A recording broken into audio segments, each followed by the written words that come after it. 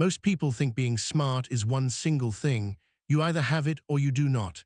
But that is completely wrong. There is no one type of smart.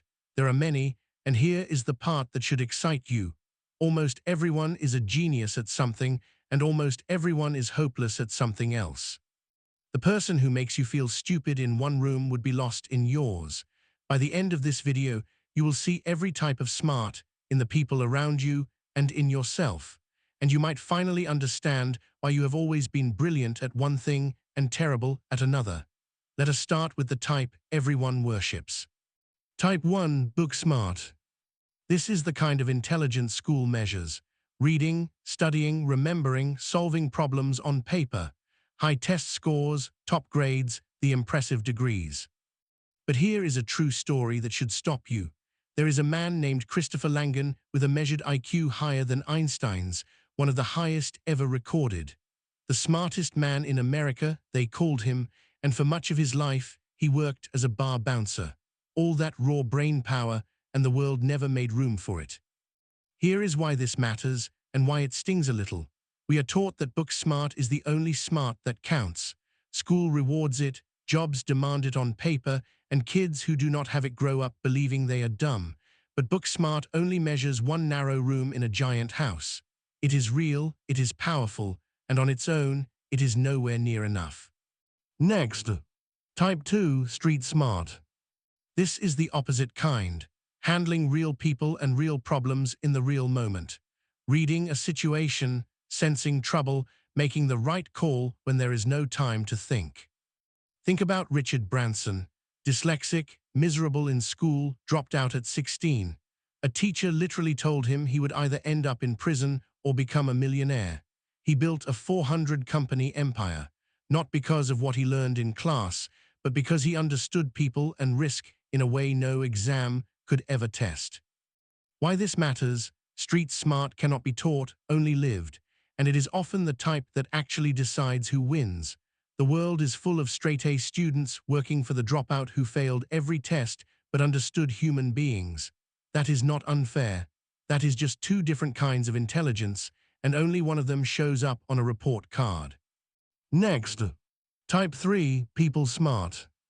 This is the ability to read others, to feel the mood in a room, to know what someone really means behind their words, to make people trust you and open up.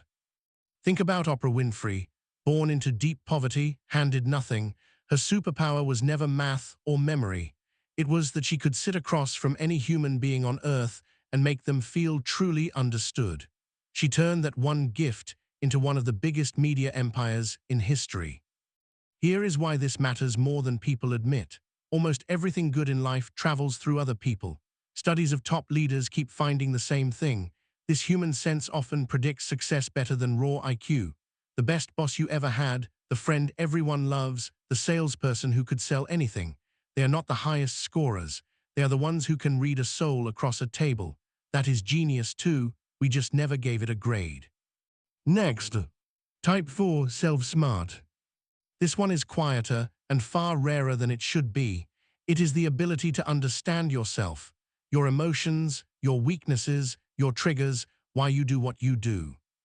Think about Keanu Reeves, a man who has lost almost everyone close to him, who could easily have been swallowed by fame and grief, and yet stays grounded, calm, and kind in an industry that destroys people. That is not luck. That is someone who knows himself, knows what matters to him, and refuses to let pain or money run his life. Here is the painful flip side of why it matters. We all know someone brilliant who keeps walking into the same fire, the genius who sabotages every relationship, the talented one who throws it all away again and again. They can analyze the entire world except the one person in the mirror. You can understand everything and still wreck your life if you never understand yourself. Next, type 5, word smart. This is a deep power over language, the right word at the right moment, a sentence that grips 1,000 people and will not let go. On August 28, 1963, Martin Luther King stood in front of 250,000 people. The most famous part of that speech, "I have a dream," was not even in his written notes. A singer behind him called out, "Tell them about the dream, Martin." and he pushed his papers aside and spoke from the heart. Those few unscripted words help change a nation. Here is why this matters. Whoever masters words often controls the room, the crowd, the country. The same idea, said two different ways, can put people to sleep or set the world on fire.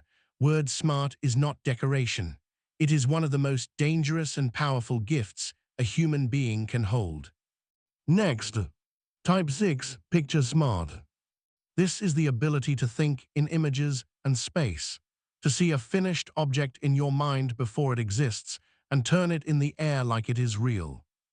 Nikola Tesla took this to a level that sounds impossible.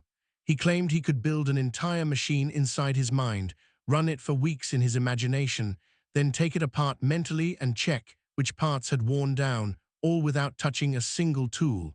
When he finally built it for real, it worked. He had already tested the whole thing in his head.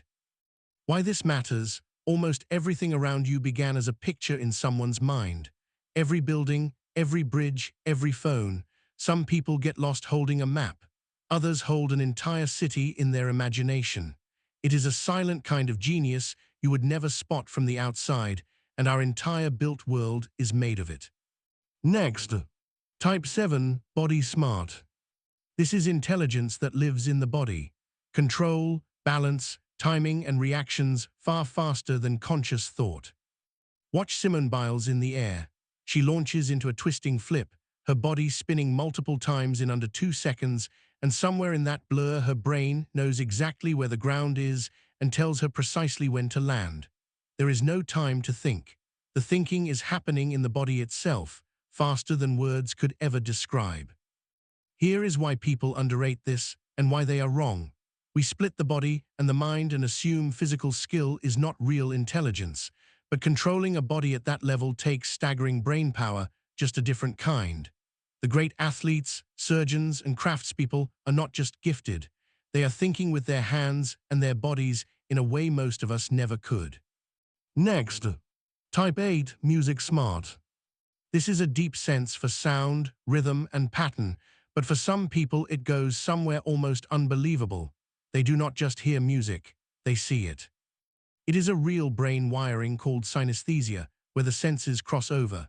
Pharrell Williams, the man behind some of the biggest songs of the last 20 years, says certain chords trigger specific colors in his mind, and a song is not finished until the colors look right to him.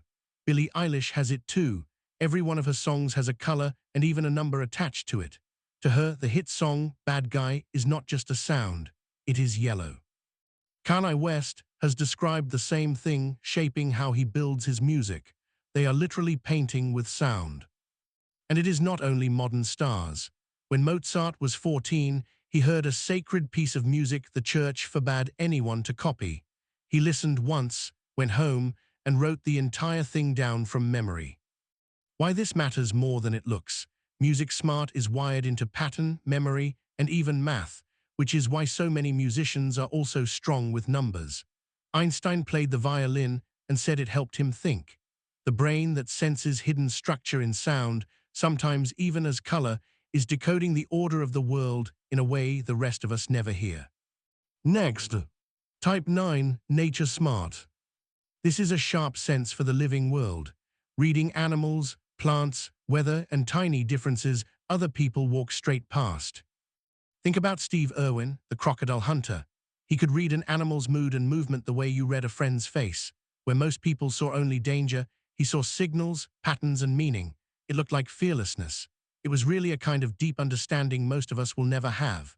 Long before him, Charles Darwin built a theory that reshaped all of science, simply by watching the small differences between living things more closely than anyone before him. Here is why it still matters today. That same skill, spotting fine patterns and tiny differences, is the skill of the great doctor reading a scan, the scientist seeing what others overlook, the detective catching the one detail that cracks the case. Noticing what no one else notices has always been a kind of genius in any century. Next, type 10, creative smart.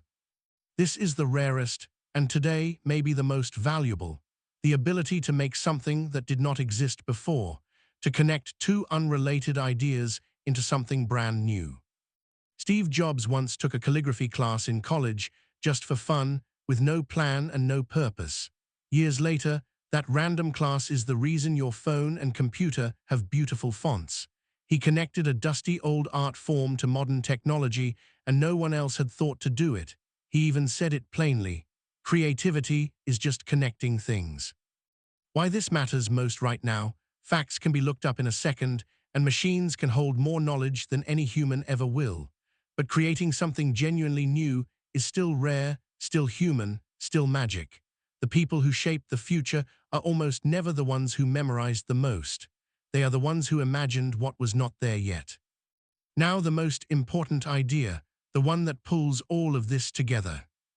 Intelligence was never one number. It is a whole set of strengths, and almost nobody is high in all of them. The smartest man in America worked as a bouncer. The dyslexic dropout built an empire. The poor girl who could read people became a billionaire. The singer who sees her songs as colors changed the sound of pop music. So think about the people you quietly decided were not smart. The friend who is hopeless with money but always knows what you are feeling. The cousin who failed school but can fix anything with his hands. The quiet one who understands themselves better than anyone you know. They were never not smart. You were just measuring them with the wrong ruler. And here is the part that matters most, the part I want you to actually keep. Stop asking how smart you are. That question has wrecked more confidence than almost any other.